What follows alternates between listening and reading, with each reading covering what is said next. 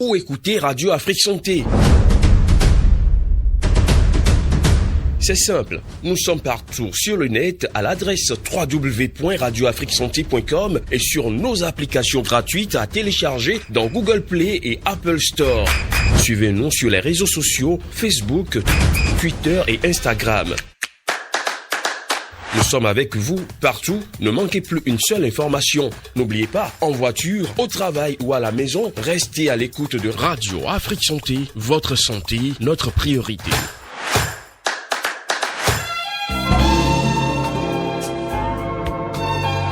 Suivez désormais sur Radio Afrique Santé votre nouvelle émission Santé au féminin. Avec Santé au féminin, les femmes apprennent à mieux se connaître et à prendre soin de leur santé. Santé au féminin, c'est toutes les semaines sur Radio Afrique Santé. Santé au féminin, c'est une émission animée par les femmes pour les femmes.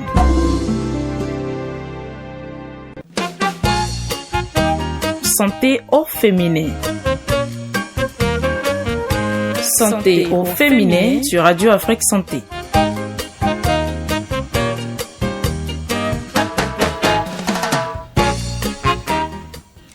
Bonjour mesdames, messieurs, nous sommes là ce matin pour votre émission Santé au féminin, une émission qui priorise la santé de la femme, qui fait un zoom sur les différents maux dont la femme peut souffrir, de la puberté à la ménopause en passant par les différentes affections féminines.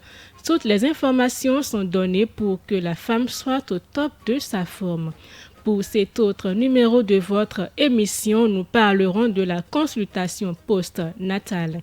Vous savez comme moi qu'après l'accouchement, il est demandé à la femme de repartir en consultation pour vérifier si elle rétablit bien après accouchement. Quelle est l'importance de la consultation post-natale? Pourquoi est-ce qu'on ne doit pas la banaliser? C'est l'une des questions auxquelles nous allons répondre dans cette émission aujourd'hui. Pour en parler, nous avons invité une spécialiste de la question, Madame Malia Messan. Vous n'êtes plus à présenter, vous êtes sage-femme d'État et inspectrice d'action sanitaire. Bonjour Madame. Bonjour Madame, ce matin. Ça va bien, merci. Merci d'être avec nous dans ce studio. Chers auditeurs, merci de nous préférer. Ne quittez pas, nous revenons dans quelques instants.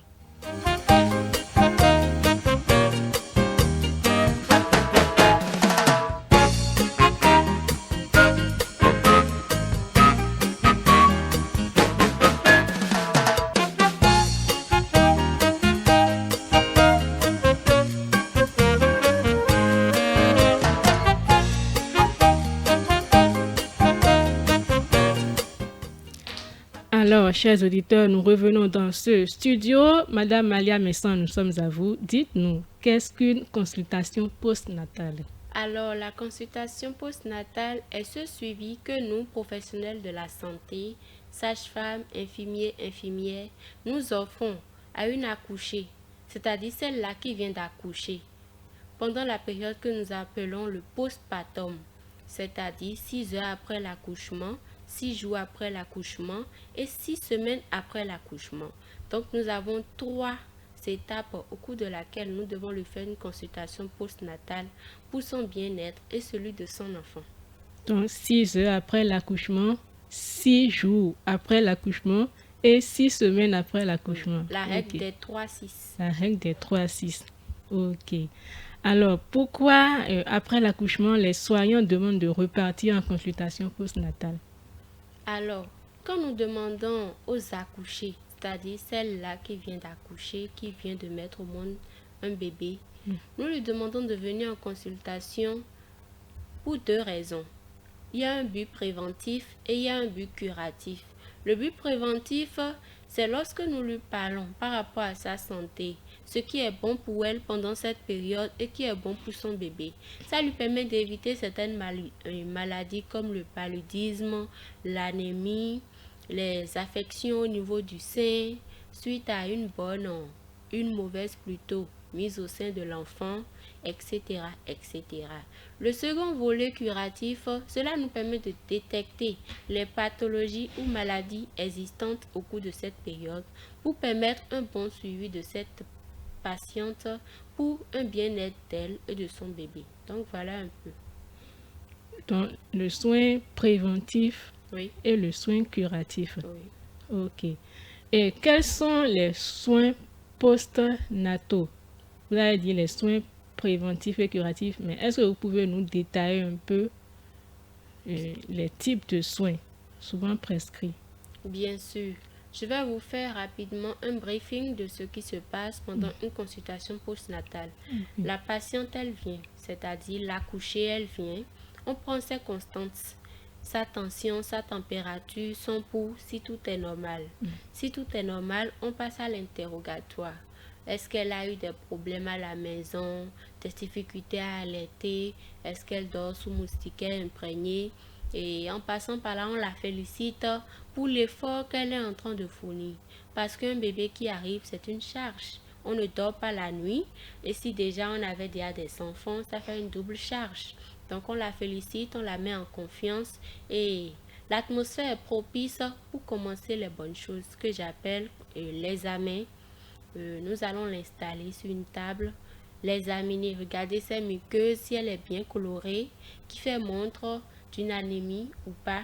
Si elle est bien colorée, c'est qu'elle n'a pas d'anémie. Nous allons ensuite voir ses seins. S'il y a une bonne sécrétion du lait, pouvant permettre une bonne nutrition de l'enfant. S'il n'y a pas une bonne sécrétion du lait, nous allons lui mettre des compléments alimentaires pour qu'elle puisse bien sécréter et pour qu'il y ait une bonne production du lait, pour que l'enfant ne manque pas de nourriture. Mis à part cela, on va voir au niveau de son ventre s'il y a une bonne régression de l'utérus. C'est un bébé qui est sorti de là et donc l'utérus va prendre sa taille normale à nouveau. Nous allons voir si l'involution de l'utérus évolue en fonction du temps. Si ça n'évolue pas en fonction du temps, cela peut nous orienter vers une infection, vers beaucoup de pathologies. Et ça va nous permettre d'aller mettre le doigt dessus et de guérir le mal à la racine. Mis à part ça, nous allons aussi voir au niveau de son appareil génital si elle avait déjà subi une épisiotomie, c'est-à-dire qu'on a dû un peu couper son périnée. On l'a un peu aidé parce que la tête de l'enfant était en griffe, un peu plus gros que son bassin, ou si elle avait des difficultés à pousser et que l'enfant était en souffrance. Et donc, on doit voir au niveau de cette plaie, si c'est cicatrisé, on va enlever les fils. Si c'était des fils non résorbables, c'est-à-dire des fils qui ne se transforment pas après, qui incorporent la chair, en fait. Mis à part ça, on va aussi voir si les sécrétions au niveau de son appareil génital, l'odeur, la quantité et beaucoup d'autres choses nous indiquent s'il y a une bonne évolution de l'utérus, si tout rentre en ordre. Sinon, ça peut nous orienter aussi vers une infection haute ou basse, une infection vaginale, génitale. Donc, voilà un peu. Je vais aussi insister sur les mollets. Souvent, certaines femmes ont les mollets qui chauffent, qui sont enflés. C'est un signe qui nous oriente vers une phlébite. C'est une maladie. Les mollets, vous parlez des pieds? Bien sûr, au niveau de... après le genou. Cette partie charnelle qui est derrière le membre. C'est là nous regardons si ce n'est pas chaud, s'il n'y a pas les veines qui s'entrechoquent. Ça peut nous orienter vers plusieurs pathologies qui, dépistées très tard, amènent beaucoup de femmes et de problèmes plutôt à l'accoucher. Donc voilà un peu le processus. Après cela, si elle a des maux, elle nous en parle, on lui prescrit des médicaments.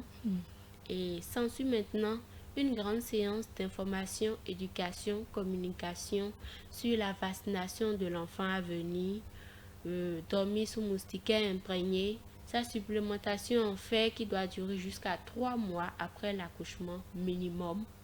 Et beaucoup d'autres choses.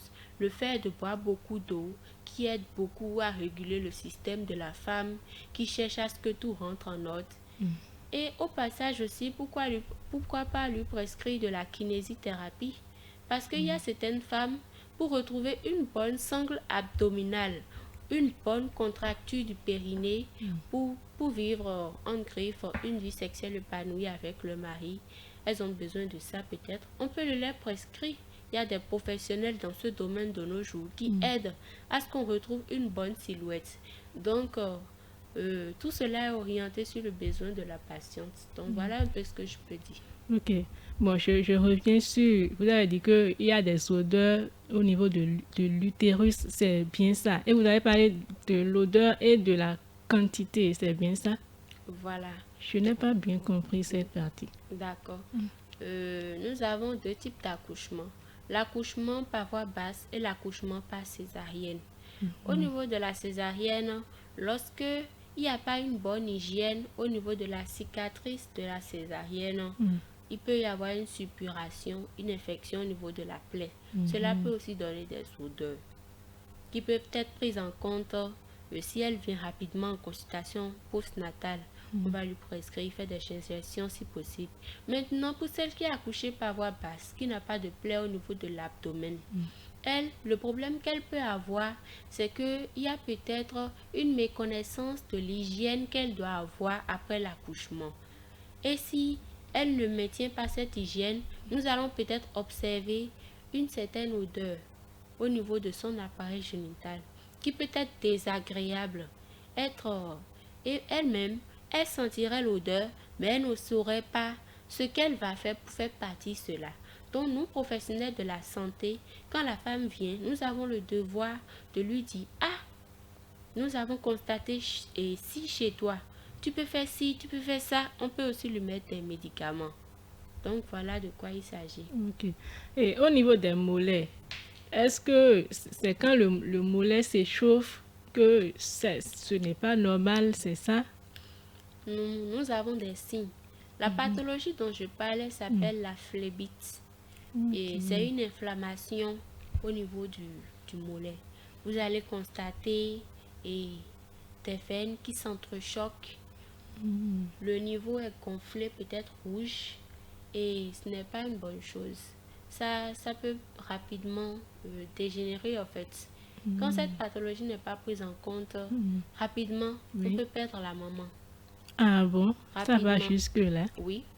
Parce que quand on parle de veine, le sang circule dedans.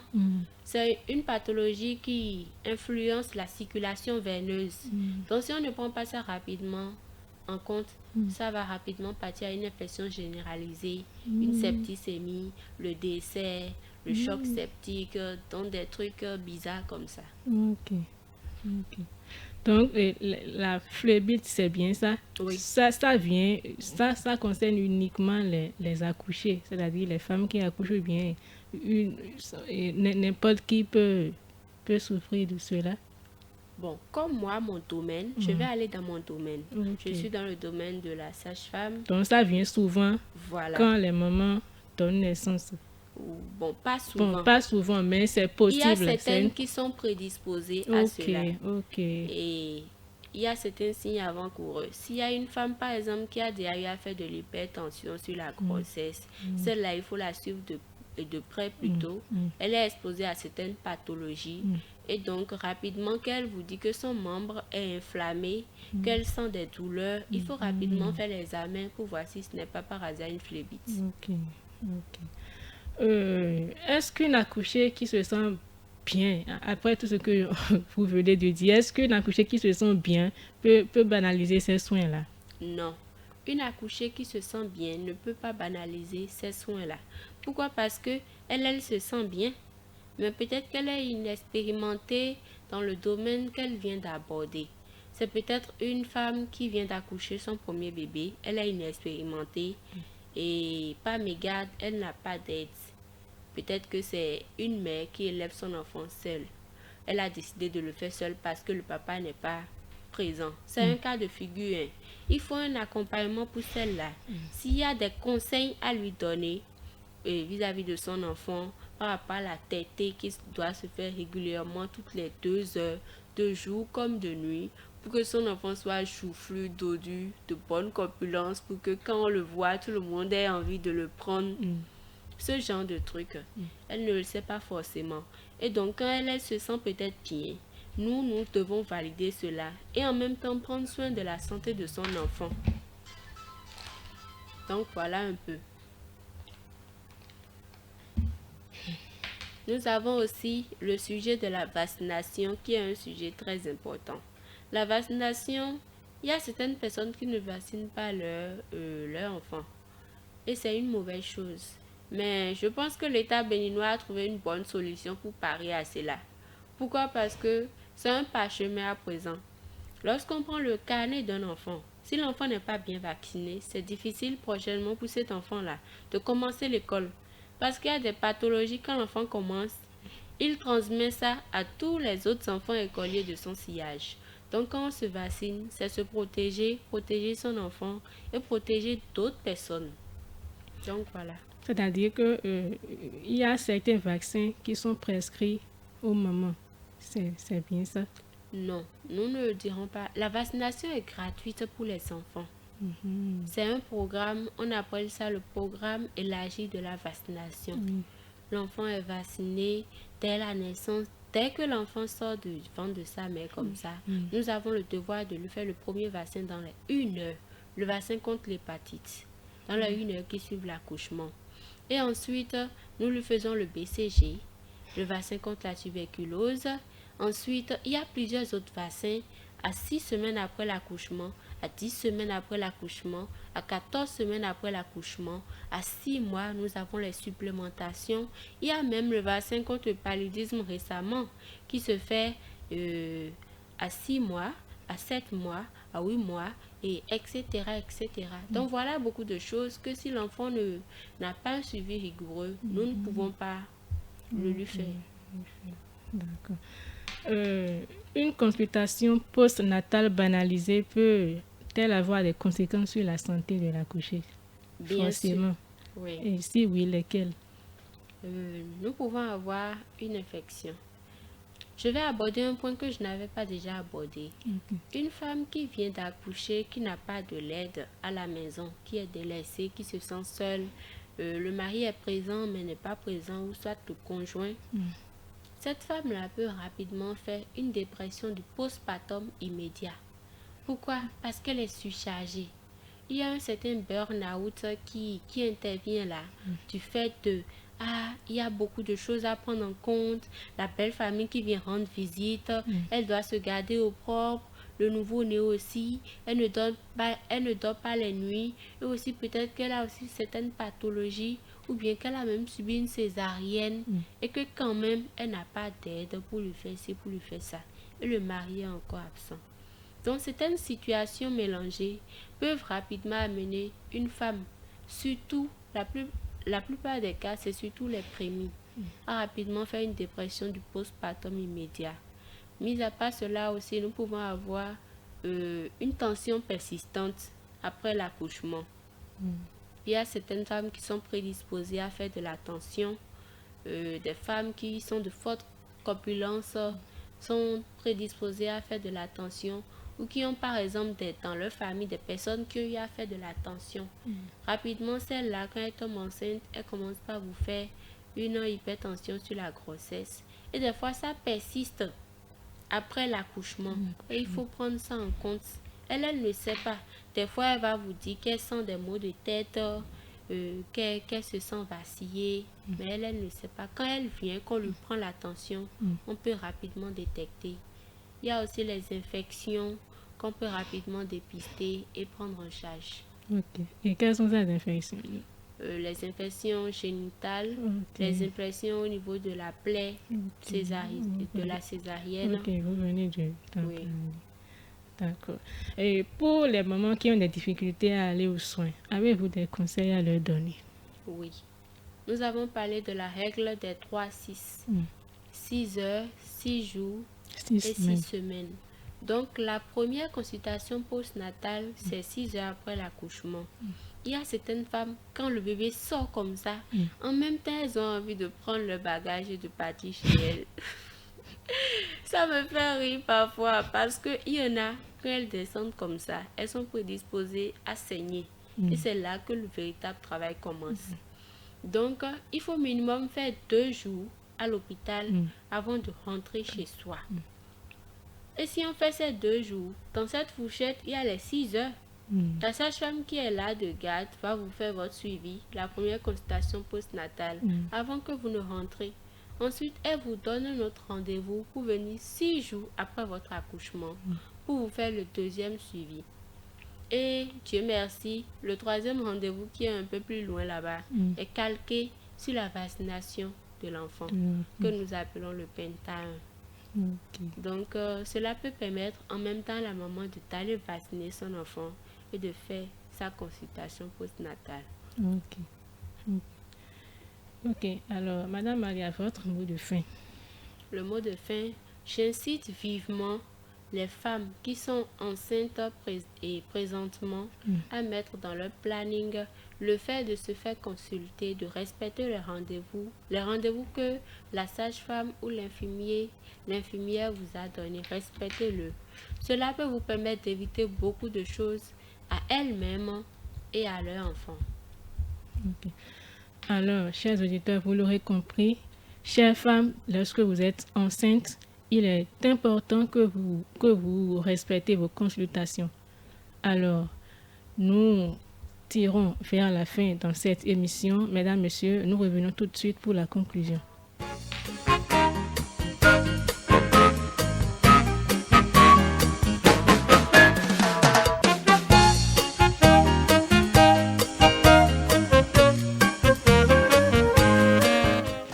Chères femmes, chères mamans, vous l'avez compris avec moi, il est capital d'aller en consultation post-natale. Ce n'est pas à négliger. Si vous vous aimez, vous craignez pour votre santé, je pense qu'il est bénéfique pour vous de prendre en compte les conseils de la spécialiste Malia Messon. Merci pour votre disponibilité et de vos conseils et recommandations. Ils ne sont sûrement pas tombés dans des oreilles de sourds. Ainsi s'achève cette émission que je vous remercie d'avoir suivi. La mise en onde a été assurée par Ario Azilino.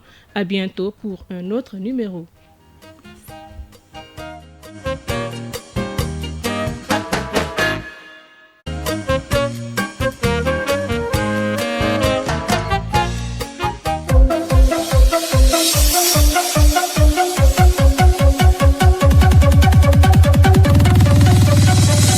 Auditeurs, auditrices de Radio Afrique Santé, bonjour. Bonjour. En cette période magique de fin d'année, nous vous adressons nos vœux les plus chaleureux. Nous vous souhaitons une année lumineuse, une année de réussite et de succès. Que le sourire ne vous quitte jamais et que la paix du cœur soit votre partage. Bonne fête chez vous.